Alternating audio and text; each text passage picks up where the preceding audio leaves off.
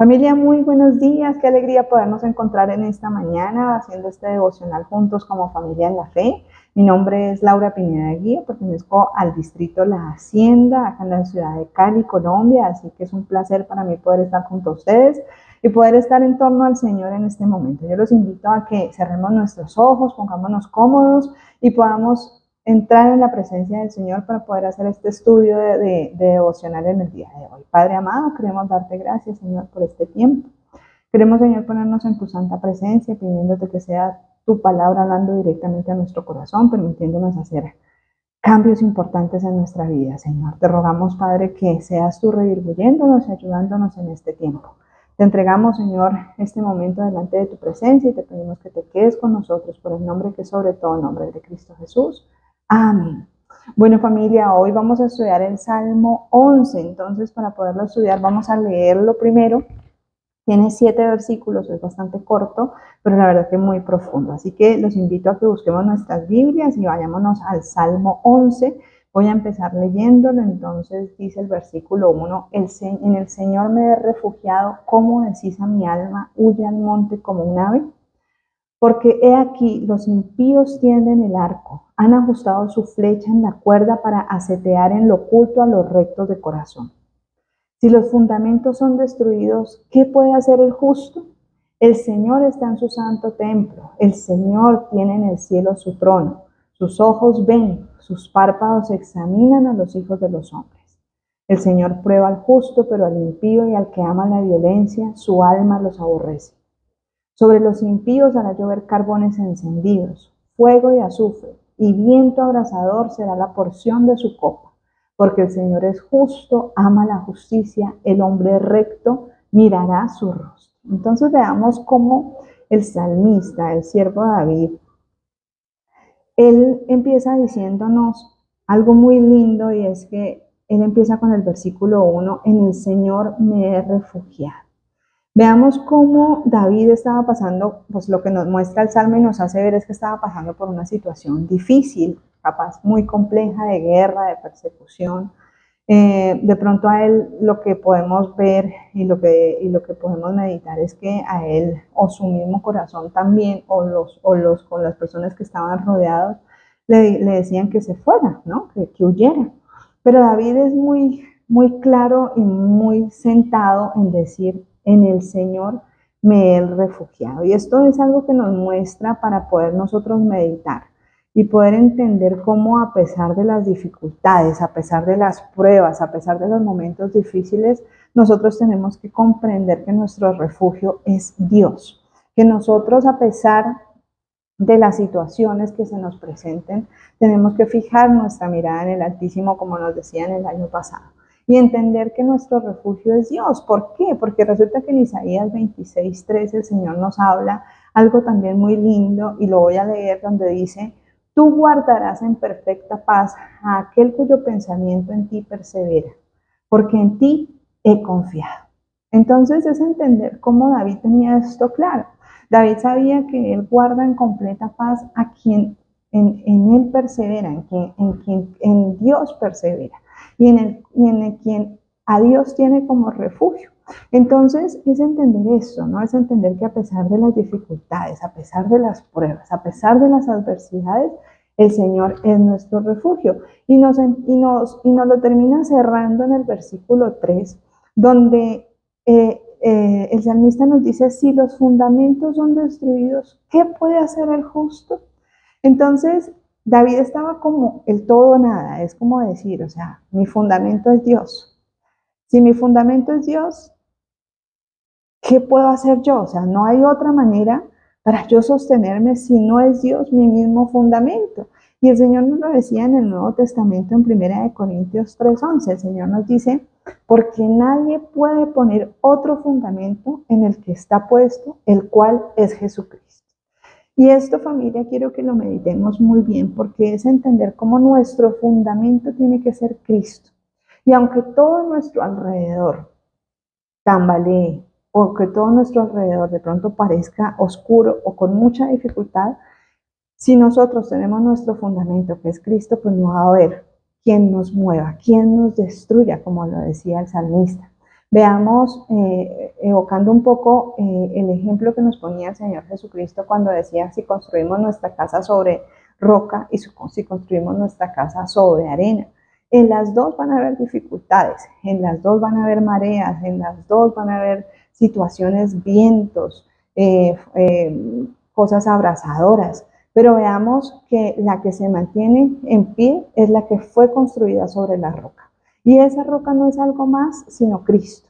Ese debe ser nuestro fundamento en el cual nosotros como hijos de Dios tenemos que construir cada área de nuestra vida. Entonces es necesario que nosotros meditemos en esto para saber si lo estamos haciendo como el Señor quiere que nosotros construyamos cada día, cada área de nuestra vida. Vamos entonces a estudiar el versículo 4 al 6, donde David nos habla del trono del Señor, de la soberanía y la justicia de Dios. El versículo 4 nos recuerda que a pesar de que David estaba en medio de una dificultad, Dios seguía siendo soberano y Dios miraba desde su trono a los hijos del hombre, dice la palabra de Dios. Entonces, no debemos perder de vista esa soberanía de Dios. Incluso cuando las circunstancias pueden ser difíciles, nosotros tenemos que comprender que Dios es soberano. Y eso es algo que nos debe ayudar a nosotros a comprender que las situaciones que se nos presentan en la vida, cuando nosotros entregamos nuestra vida a Dios, pues entendamos que Dios es soberano en nuestra vida y que Dios siempre tiene un propósito para cada uno de nosotros. El Señor siempre nos muestra que cada situación de nuestra vida tiene un propósito. Y hay algo interesante en el versículo 5 que el Señor, que David nos dice es que el Señor prueba al justo. ¿Y esto qué quiere decir? Que nuestra vida como hijos de Dios, cuando nosotros somos justos, es decir, seguimos el camino de Dios, seguimos el carácter de Cristo, somos justificados por Cristo y cuando lo recibimos en nuestro corazón, ya de por sí nos declaramos justos a través de su sangre, no porque lo seamos, sino por gracia. Entonces ahí entendemos que las pruebas de los justos siempre tienen un propósito y esto también nos lo dice el apóstol Pedro. En Primera de Pedro, vamos a leerlo, Primera de Pedro, capítulo 1, del versículo 6 al 7.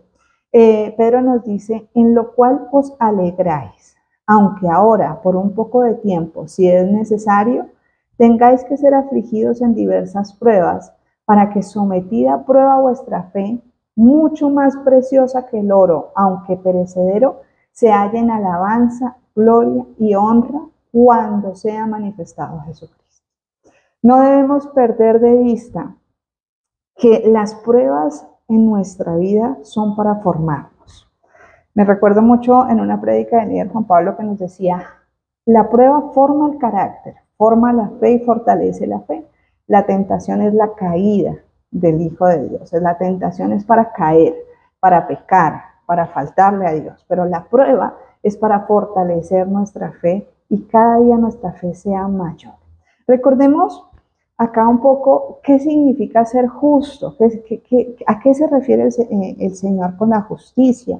Y el Señor nos habla de que el justo es el que camina en los caminos de Dios, es el que vive conforme al carácter de Dios. Y aquella persona recta es que siempre prevalece la verdad de Dios por encima de todo. Entonces, a eso es donde nosotros tenemos que apuntarle, tenemos que caminar buscando el carácter de Dios y ser rectos que a pesar de las circunstancias, a pesar de las situaciones, a pesar de las pruebas, a pesar de quizás de las circunstancias que se nos presenten, tengamos claro que nuestra vida debe ser justa y recta, porque solo así nosotros podemos ser vistos con buenos ojos ante el Señor.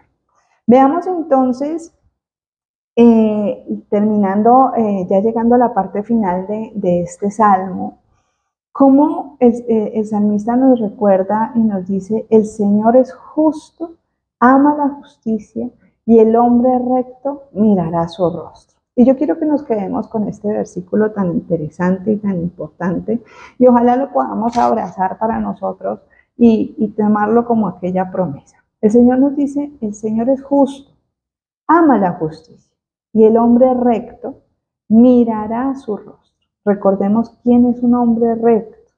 El hombre recto es el que camina siempre en la verdad del Señor. El hombre recto es aquel que hace todo para hallar gracia delante de Dios. Entonces, acá el Señor nos está ratificando como promesa que el ser justos, que el Señor ama la justicia y que siempre el hombre recto va a ver el rostro de Dios. Y yo creo que es a donde usted y yo tenemos que apuntar. No faltar, no fallar, no desfallecer, sino poder continuar en esta carrera de justicia y de rectitud, en justicia y rectitud, perdón, para poder ver ese rostro de Dios. Mateo 5:8 nos dice, cuando el Señor Jesucristo estaba en el monte de la bienaventuranza, nos dice, bienaventurados los de limpio corazón, porque ellos verán a Dios. O sea, ahí el Señor Jesucristo nos lo está volviendo a ratificar. Procuremos que nuestro corazón siempre esté limpio delante del Señor. Pidámosle al Espíritu Santo que redirguya nuestro interior, que examine nuestro interior. David era un siervo de Dios conforme al corazón de Dios. Y David le decía en el Salmo 51, examina mi corazón y dame un corazón noble y un espíritu firme para no fallar. Un espíritu firme para caminar en rectitud. Y esa debe ser nuestra oración todos los días, familia, para que nosotros le pidamos al Señor ese corazón limpio, ese corazón que le agrade, que podamos ser rectos delante de Él. Si no estamos caminando en rectitud, pues podamos regresar, porque Dios es infinitamente misericordioso y es una cualidad que a mí me encanta de Dios.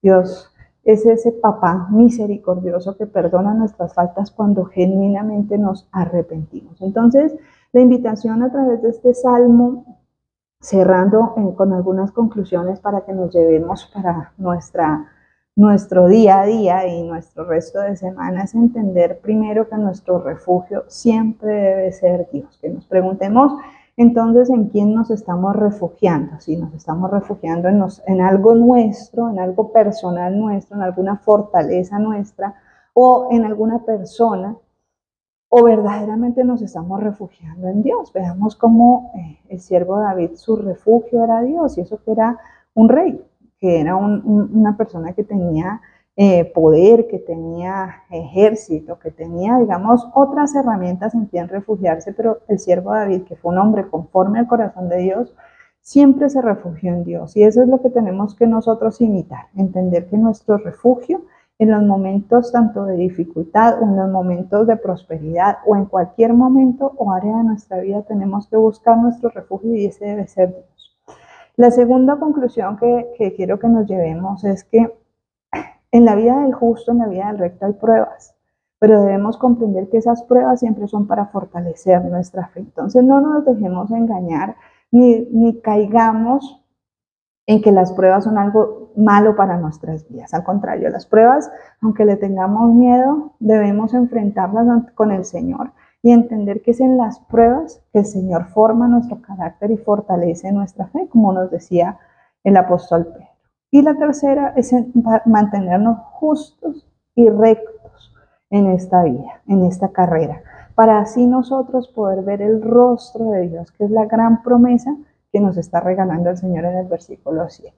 Mantenernos justos y rectos, que nuestra vida sea intachable, que a pesar de que nosotros tengamos muchas debilidades o muchos conflictos en nuestro interior, nuestro propósito sea poder llegar a ser justos y rectos en todo momento, en toda circunstancia, en toda situación.